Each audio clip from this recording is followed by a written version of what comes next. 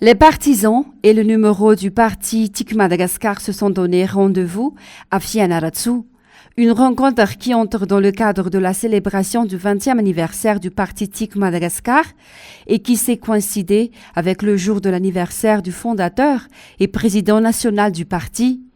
De nombreuses personnes sont venues à la rencontre de Ravalomanana pour solliciter son retour au pouvoir. Nous avons besoin de vous, nous sommes en difficulté, l'inflation de la vie est insupportable, crient les gens. J'ai les solutions pour Madagascar, a répondu le président Ravalomanana. Mais pour atteindre les objectifs, il a sensibilisé les citoyens, en particulier ses partisans, à s'inscrire dans les listes électorales. Nous devons prendre nos responsabilités, nous devons être vigilants et nous devons bien surveiller pour éviter les fraudes électorales, a-t-il déclaré lors de son discours. Le parti TIM a ainsi démontré sa force pendant ses congrès régionaux. Plusieurs points ont été évoqués dans les résolutions dans la politique, le social et l'économie. La deuxième session ordinaire du Parlement s'est achevée vendredi dernier. Durant cette session parlementaire, 8 projets de loi ont été examinés et adoptés. 3 propositions, dont 2 ont été adoptées et 1 reportée. La présidente de la Chambre basse a appelé à la stabilité. Cela ne signifie pas une défaite, selon les députés. Selon les indiscrétions, une session extraordinaire serait en gestation afin de limoger les membres actuels du bureau permanent. Par ailleurs, la question de motion de censure déposée par les 105 députés mais avortée est entre les mains de la Haute Cour constitutionnelle.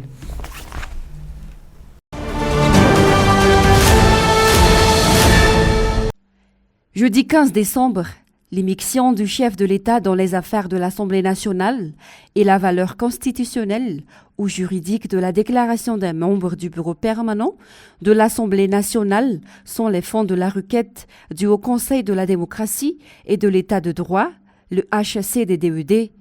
Des questions pertinentes et recevables selon le président de la Haute Cour. En effet, selon les informations qui circulent sur les toiles, Andrade aurait réuni les députés de la majorité pour leur faire pression d'arrêter la procédure sur la motion de censure contre le gouvernement Tsai. Si l'existence de cette réunion s'avère être vraie, le président a donc commis une violation de la Constitution.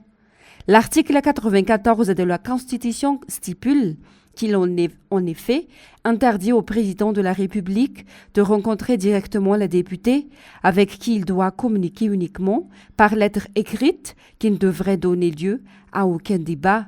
Affaire à suivre.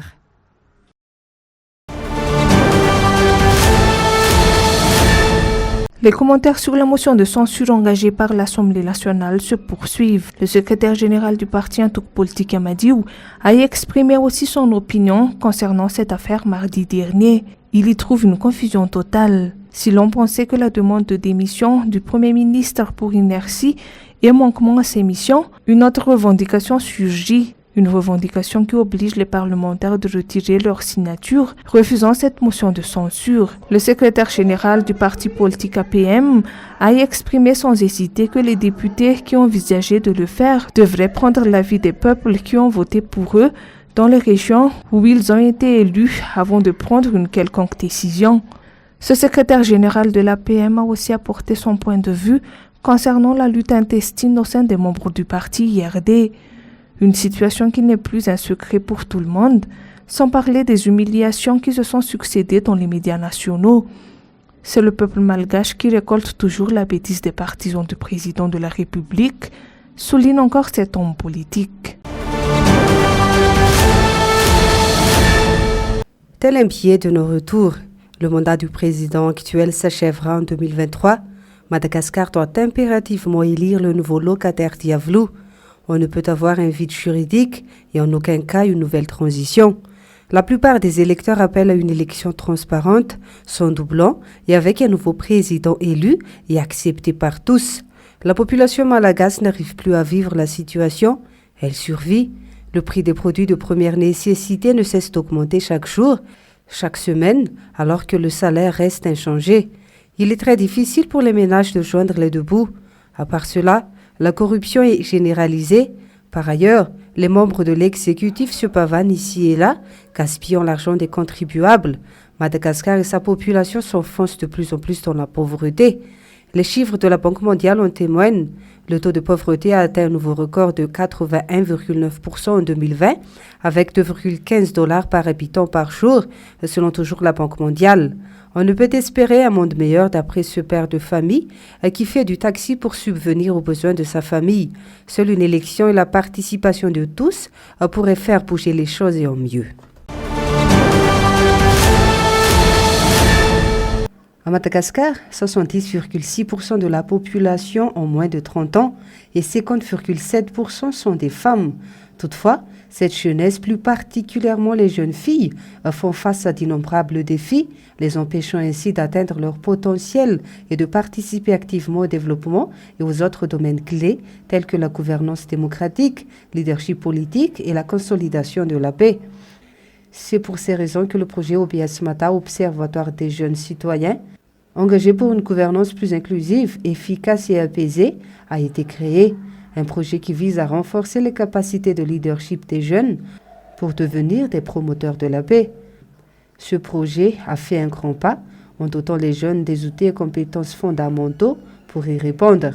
Des centaines d'initiatives ont été enregistrées et proposées par les jeunes en réponse aux défis de l'insécurité et l'employabilité ainsi que d'autres thématiques d'actualité. À 22 mois de sa réalisation, le projet entame les dernières activités et capitalise les résultats afin que les jeunes puissent poursuivre leur engagement et prennent plus d'initiatives et de responsabilités pour l'édification d'une paix durable à Madagascar. Actuellement, plus de 10 000 jeunes sont impliqués et contribuent à leur façon à la prévention des risques de conflit. 600 jeunes sont actifs à signaler les risques de conflit pour alimenter le système d'alerte précoce et pour la prévention des conflits. 608 jeunes ont participé à l'évaluation des agences gouvernementales. Plus de 700 responsables de projets et de projets communautaires et 2500 ONG et associations bénéficient directement ou indirectement des actions d'engagement des jeunes dans la consolidation de la paix dans les 23 régions de Madagascar.